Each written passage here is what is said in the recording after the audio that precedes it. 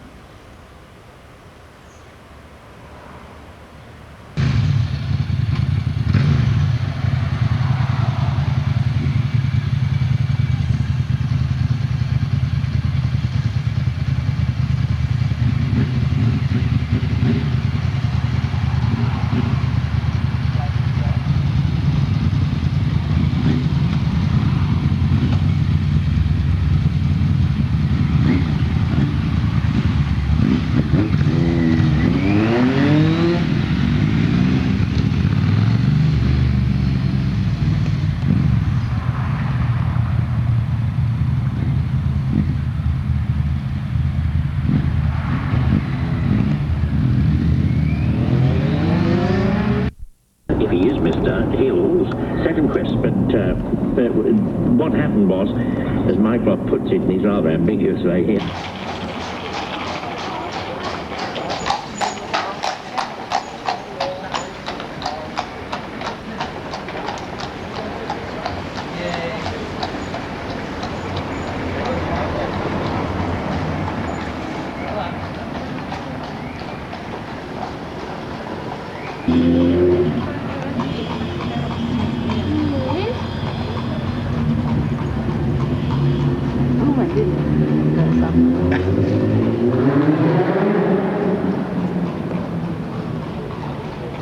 And that one is for? So it's Expo Cristo, so it's a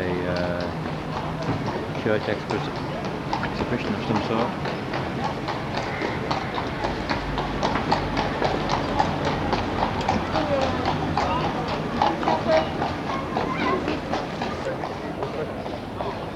Is this part? This isn't part of that same.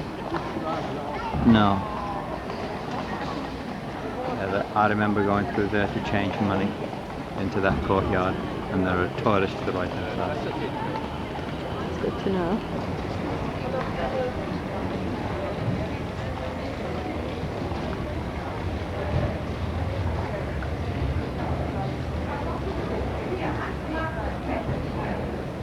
This window is nice.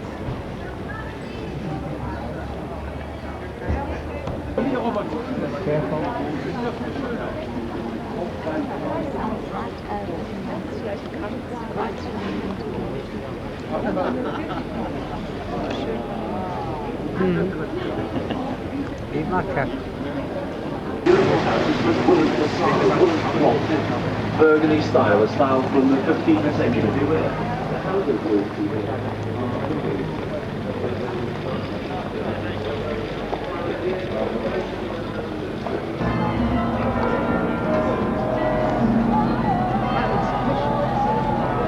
And no matter what causes, but they only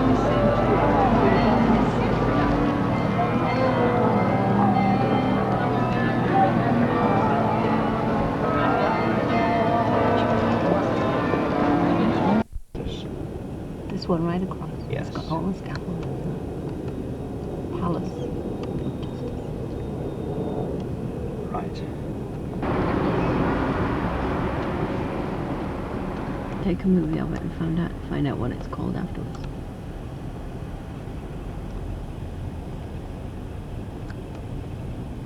It's pretty as it's equally as pretty as Buckingham Palace, but not many visitors here.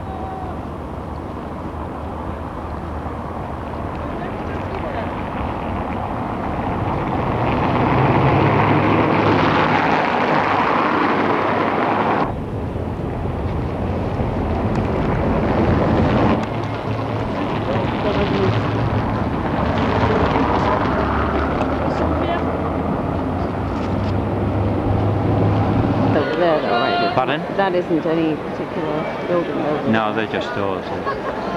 Here. Churches.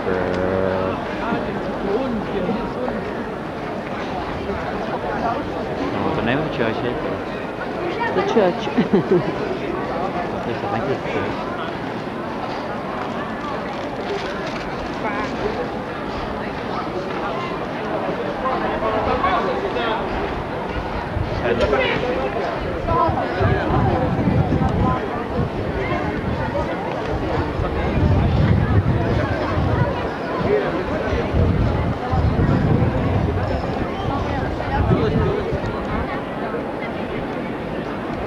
Now this may have been the town hall. The big one. Tall one.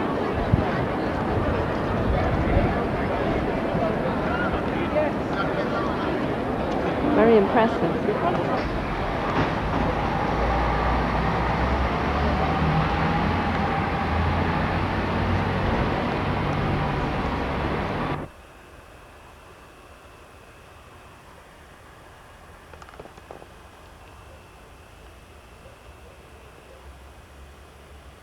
Hello, little hedgehog.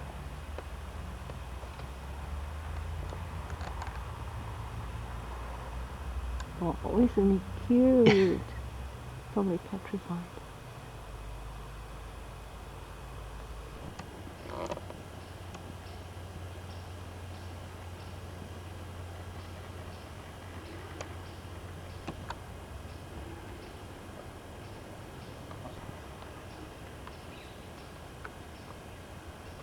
This is the dining room. So this is the dining room.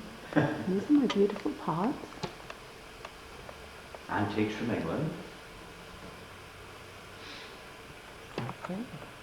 This is the living room.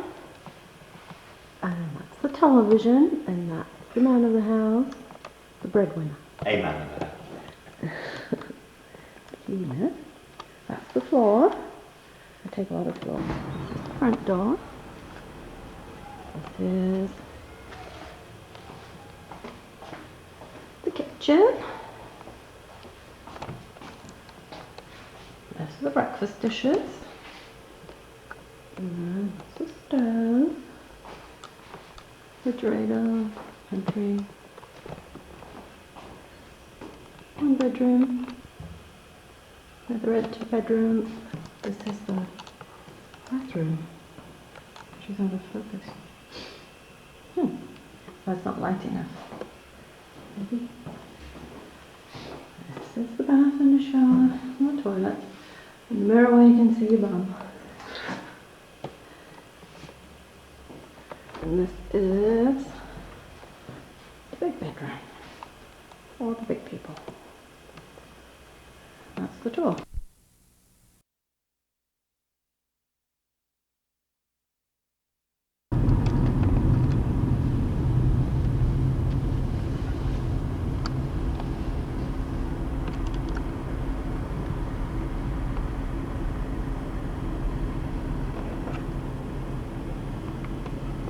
Is there a sign there somewhere that says Le Shuttle?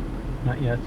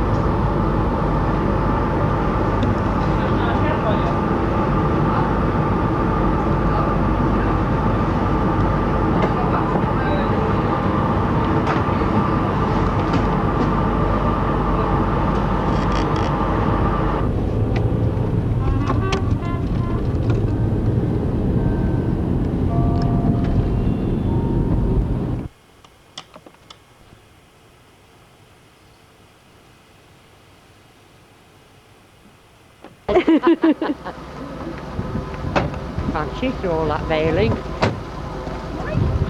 Thank you. Well done to Jenny.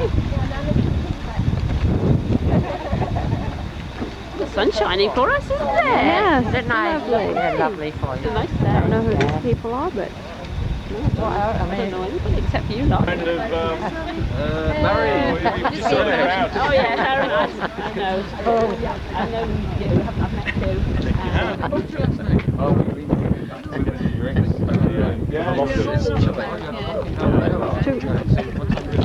Bran. Good. Yeah, I know. Won't stay. Yes. Yes. Do you want to say something rude? I don't think I can think of anything rude to say. Good. I hope to stay in focus as long as possible. Is that alright? Yeah.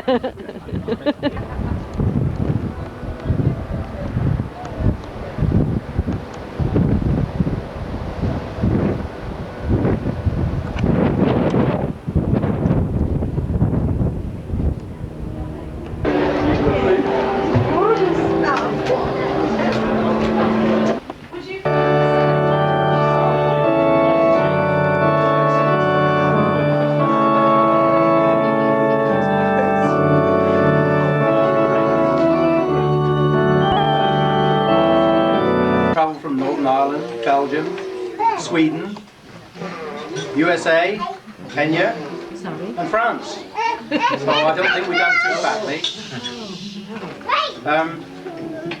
One of the things that when you're trying to research these speeches, you sort of think, well, what are you going to do? What are you going to say? And people say, well, you've got to come out with a few jokes and a few anecdotes. And then my son-in-law tells me I'm supposed to embarrass the bride. Oh. Well, you stood up. That's enough. He obviously hasn't felt the full force of her blows yet.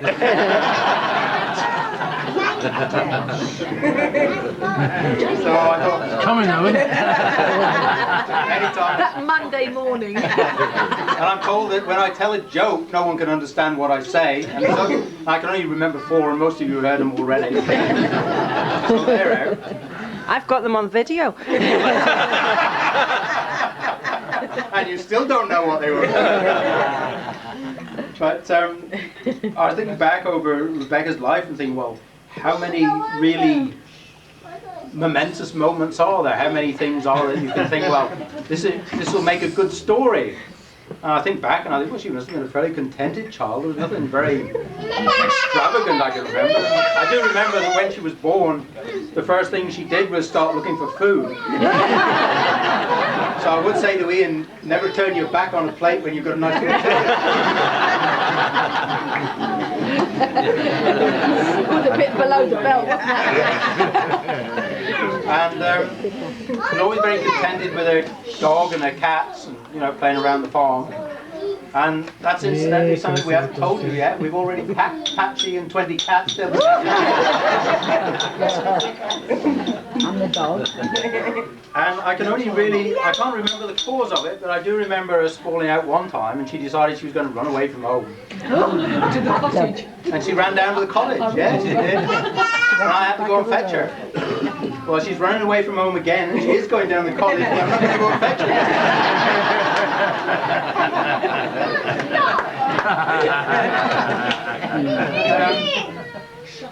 The last thing I say before we come to the coast is that there are so many people who have travelled a long way for such a short time.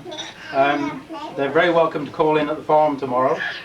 We might be able to find a cup of tea or something for them, if they can find their way there. But don't ask us to clean your car after you get there. So, ladies and gentlemen, I would like you please to raise your glasses with me and toast Rebecca and Ian, the bride and groom. Bride and groom.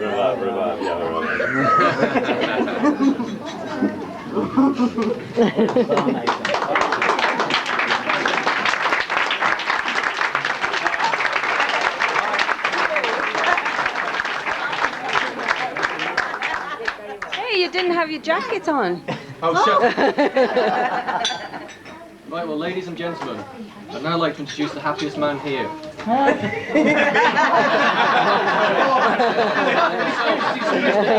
Gerald Bailey. All right, yeah.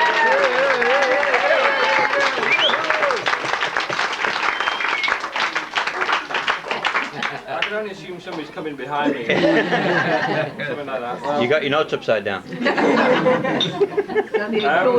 couldn't help but noticing that Bob made his speech fairly brief to the point, which is probably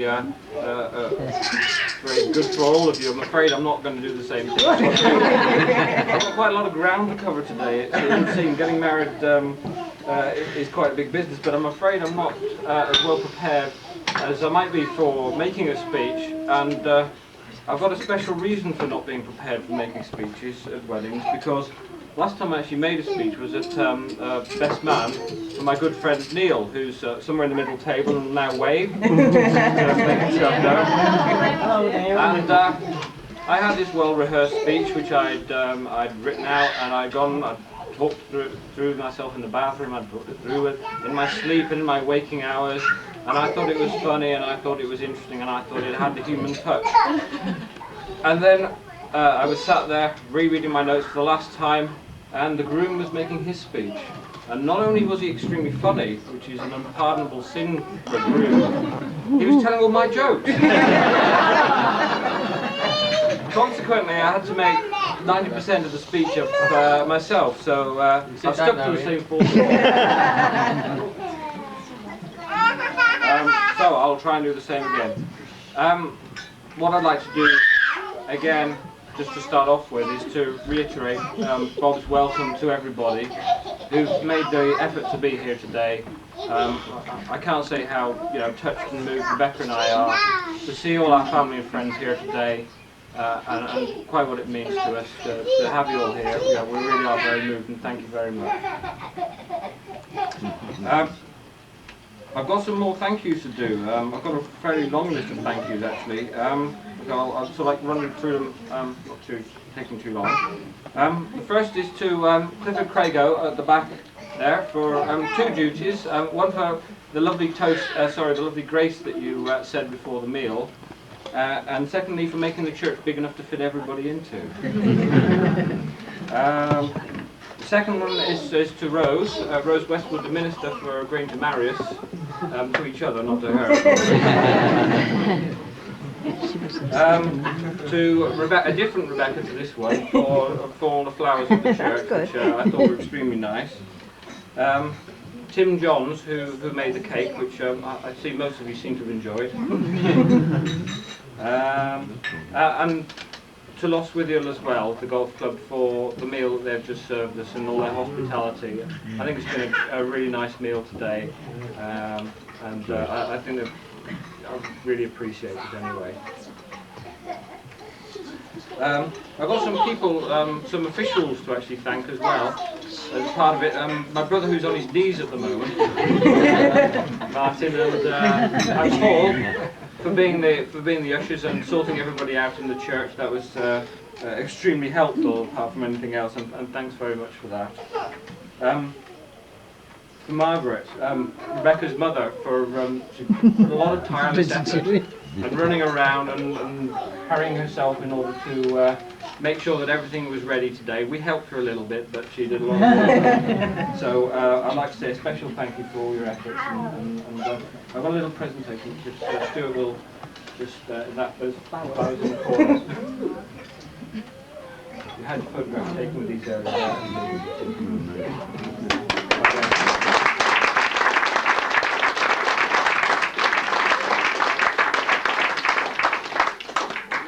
A round of applause.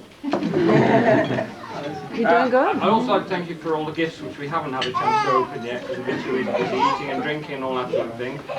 Thank you very much for all those, and we'll look forward to looking through them when we get a moment's time. And but I'd like to thank you all in advance. I've got to thank one other lady in the room for today. I approached this part of the ceremony with some trepidation. It's another story from when I was a best man at somebody else's wedding. Gary Russell again on the middle table will wave to everybody. Again, Gary. I'm glad it's always a bridesmaid. What happened here was that Gary was making his speech, and he got to the moment where it was his duty to thank his wife for agreeing to marry him, and all the sentimental bit that kind of goes in the middle part of the speech. And so he got to the point where he delivered his lines with the utmost sincerity, and all the audience had fallen into an appreciative silence, save one small voice at the back which said, "Fetch me a bucket!"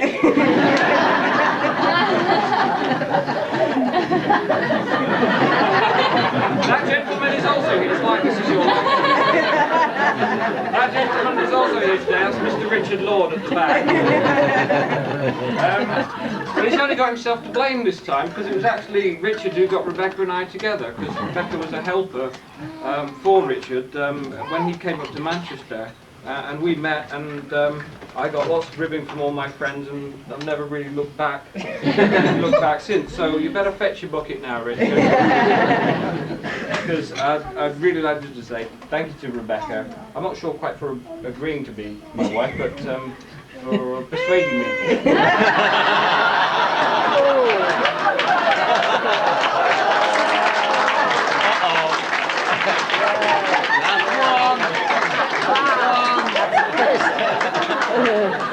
Something's gonna go. Did that come across all right?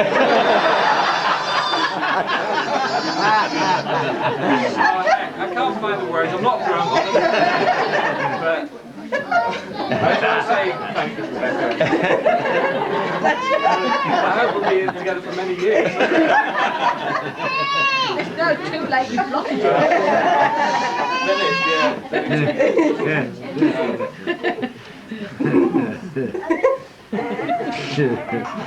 I can't go on. Right. 1997 has been a very big year for us in a number of ways. Not only was it the year we decided to finally get married, I think to end a few people's expectations who thought we might never get married. Unfortunately, the year wasn't all happiness. I don't think I would want to go on in the speech without making some reference to my mum, Angie, who this year lost her fight against cancer after a long and hard struggle. And it really wouldn't be fitting for me to make a speech without commemorating her. It was earlier on this year that we all realised that Mum wouldn't actually be here for this particular occasion, and obviously it raised much sorrow and a great number of doubts in our mind. Mum was one step ahead of us, though, as far as that was concerned. Took me aside one time in the hospice and said, I want you to go ahead. I want everything to be the same as it would have been otherwise. Don't change anything. She'd already gone through all our doubts and sorted them out. And really it was symptomatic of her calm realism about life, about her warmth and about her understanding and sense of what was important to her. So I'd like today, amidst all the celebrations, to be in part, at least, a tribute and a remembrance to our happy memories of her. She taught us much about the courage, the faith and the solidarity that it means to be a real family, and so I'd like to dedicate this part of the speech to her. I've got a few more thank yous to do just before I round off. Firstly, I believe at some point in the ceremony, in the speeches, there's normally a traditional welcoming into each other's families. But I noticed in this one that both didn't bother. Probably very wisely. Probably very wisely. But I feel that after 18 months having actually moved in with the Hodges family, I feel I've got more justification to feel that actions speak louder than words, and to feel really part of two families now. They say, what is it? It's not so much losing a daughter as gaining a son. Well, I like thinking not so much losing a daughter as gaining a townie. I would be very happy with me. I very much doubt she will after earlier on. My penultimate one is to the man who I think has got the hardest job of the day, and that's Stuart, my best man. I've done it 3 times. I'm glad to say that all 3 couples are still married. So that part of it works. And they're all here, so that part of it works as well. I know it's an extremely difficult job seeing my bachelorhood off safely, if not necessarily soberly, for not losing the rings, getting me to the church on time, keeping me calm, being moral support, and a real sort of like rock to me. Not that I was nervous or anything like that. But I mean, I'd like to express my very sincere thanks to it. And in the words of another groom, for being the best man in the day. I thought their dresses looked exceptional today. They don't normally look like that on Monday morning. And they certainly don't act so serenely.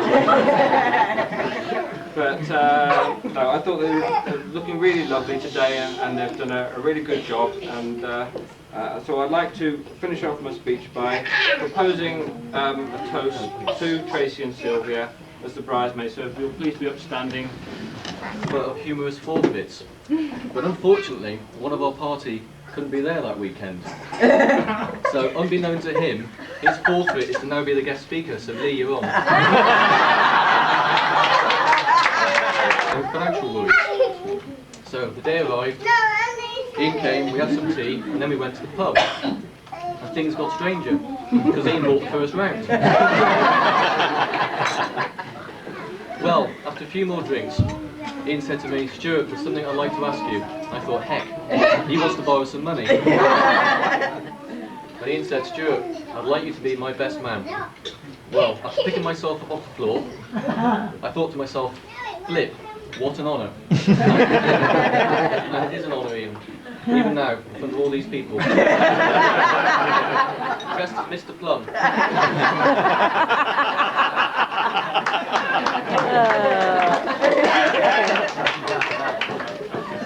Now, Ian's a very good friend, and as is usual for the best man, to gently, or in some cases not so gently, take the mick out of the groom. Well, today, as Ian's such a good friend, I don't particularly want to do a character assassination. I'd rather dwell on Ian as a man of good character. And I think this is typified by the following 3 traits. He's a man of strong morals. He's a man of high intellect. And he's a man of wisdom beyond his years. So perhaps I can just give you a few anecdotes which encapsulate these. Oh dear. Ian, if I could just take you back to the first term of university, but don't worry, it's not a carnival party.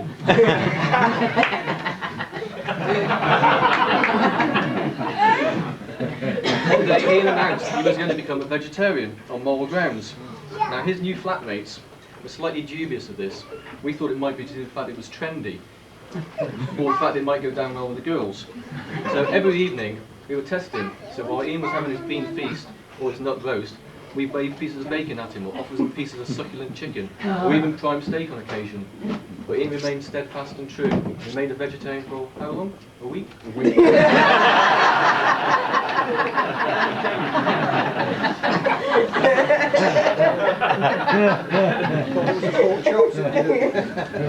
As I said, Ian is a man of high intellect. He's a deep thinker on life, and he's a very logical person. Now, in the week of the stag weekend, Ian had to be at Manchester on the Thursday night. And as it happened, Ian had an interview in Sheffield on the Wednesday. So Ian duly drove from Cornwall to Sheffield on the Wednesday. Had the interview, did rather well, I believe, Ian. And then he drove from Sheffield to Manchester via Cornwall. So let's get this straight. Cornwall to Sheffield, Sheffield, Cornwall, Cornwall to Manchester. Travel those sort of distances, it must be lovely. So So if and when Ian gets his PhD, I think he'd like to be known as Dr. Logic to commemorate it. My stout friend here has always been there for me in my